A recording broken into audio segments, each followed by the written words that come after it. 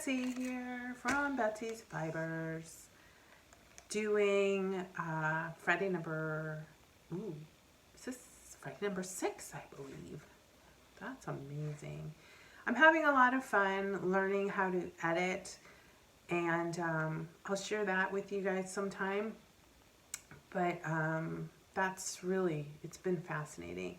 So I'm going to share with you a bag I got, because that leads towards my mission of creating a brand, because I really like how this company packaged their product, and I think that's a very important piece to all this. And then I'm also going to share with you some yarn dyeing I did, because that's going to also lead towards what I'm trying to create, and then a little bit about what else I'm doing in my life. So first, let's start out with what I have. I got this gorgeous bag, and it was from Ritual Dyes. So first of all, check out the packaging. So this was the bag it came in, right? Which is awesome. And then I got this big bag that was holding my gorgeous knitter's backpack, it's called, from Ritual Dyes. It's really neat. It's really thick canvas. Opens up. It can sit flat. I love the colors. I love this color combination. But more so, not only do I love this backpack, but their packaging is really great. And then their branding, packaging, branding, all that. And then it also came with this.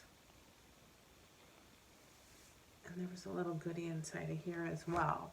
And I just love it. I love the consistency of their branding, and that's part of what I'm gonna lead towards with my goals for what I'm doing here at Betsy's Fibers. So I'm gonna kind of put that as a benchmark for myself. So I wanted to share that with you. And then I also did some yarn dyeing. I'm going to try to do some yarn dyeing every Wednesday. So I have a bunch of acid dyes that I have bought, jacquard acid dyes. And I kind of feel like the first step in dyeing is to get to know my colors, since I'm a very colors oriented person.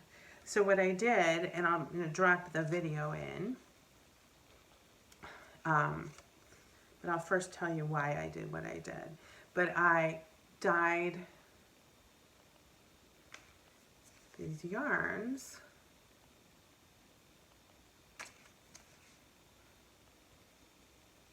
Like that. So I dyed these yarns because I want to get to know the colors I have.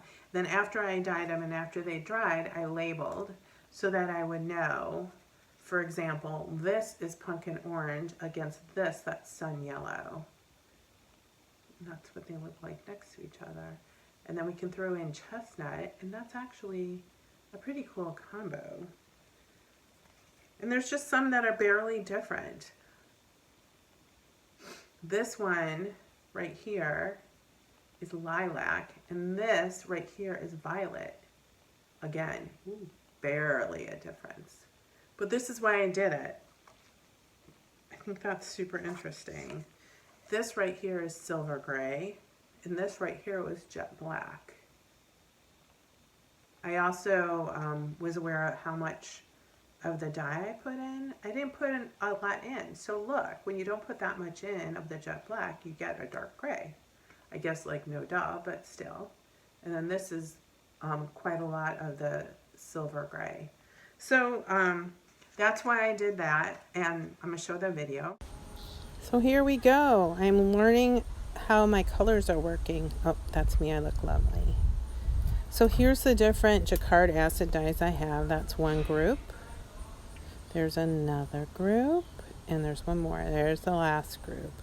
And what I did for each of these groups is I put each grouping of colors into these little shot glasses, and then took the yarn that had been soaking and kind of wove it into there so I could see each of the colors and see how they worked and let them soak. And there they are. And this was to allow me to get to know how my colors work. There you go. Okay, so that's the video of that. And that was my reasoning behind it. I am a very color-oriented person. I always have been. I hate the color red. I mean, like, viscerally hate the color red. So colors have always meant a lot to me. A whole bunch. So I'm just really, really aware of colors. This is an Instagram page that I like to follow, and it really shows the way I see things. So when I look at a picture or I look at a just something in my life, I actually see colors in like those little squares, like that Instagram page. And so I'm going to be dyeing yarns that are inspired by different pictures and share with you the picture that led to that yarn's inspiration. And so I did 2 already. One of them is inspired by a outdoor flower pot I saw at a restaurant when we picked our daughter up from college in Minnesota. And I'll show you how I dyed it. Put it right there. All right, so here's the outcome of it. And I could not be more thrilled. And what's really cool, ooh, look at that. Let's just hold it there for a moment or two. What's really cool is every skein turns out a wee bit different, and every skein has their little touch of magic. And what I'm gonna eventually do is knit up, let's just hold it so you can really see all the colors. Just knit up little swatches, again, so you could see how that knits up. So this yarn that I dyed was inspired by that other picture. And then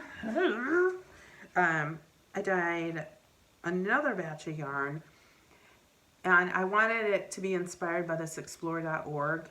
The bears are out now from hibernation, and the salmon are going upstream, so they're all trying to survive, and I highly recommend watching that. But this was inspired, as you see in the video, by that. And I don't feel like I caught it much. I don't like all this yellow in it. I mean, not that I don't like this, but I want to take note for myself on how the yellow, see, but look at the delicious specks, on how the yellow overtook. Also with this skein, with this colorway, I put it in the steamer in a circle. You'll see in the video. And this colorway, I put in the steamer long ways. And I also poured a lot of the dye this direction, where for this one that was in the circle, I kind of spoke it a bit. And you can kind of see it's got shorter bursts versus this one that has longer. And it's all learning. I'm learning, and I love it. I love, love, love learning. Here we go, my 2 different colorways. This is the first inspiration picture, and you can see how I spiraled the skeins into the steamer, and I'm sprinkling different colors inspired by the picture. And here's how I was looking at the picture on my iPad. This is the next inspiration picture. This one, I kind of wiggled it into the bottom, and I was putting the colors on lengthwise, again, to try to get a different look. I even did some sprinkles in there. Take a look at it. I flipped it over. I realized it needed some more colors on the other side, so I sprinkled in colors.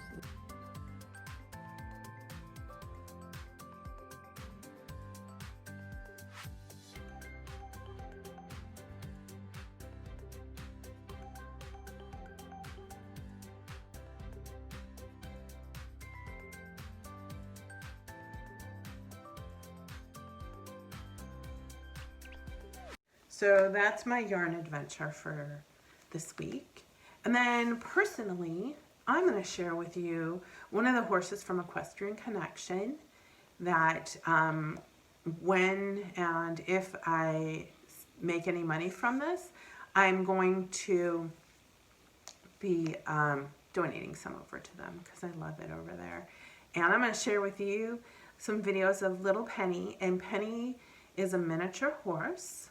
She is kind of like the Barnes mascot. She can come in. We bring her sometimes into the office. I mean, right now with COVID, we keep her not really with crowds, but before COVID, we would bring her into the office, especially with people that were a little more nervous about horses, obviously, because she's like the size of a big dog. She's had some shoulder surgery, so she doesn't move so well.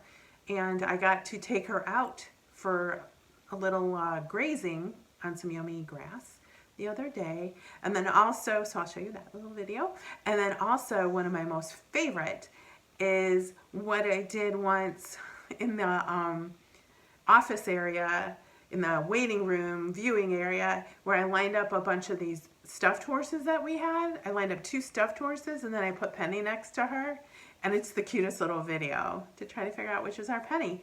So that's Penny from Equestrian Connection, and that's it. So Betsy's Fibers, thanks for joining. Please subscribe below. I really would love viewers. I would really love subscribers. It's not necessarily why I'm doing this, but I would really like that. And that's it. So I'm going to push my little magic button, and thanks. See ya.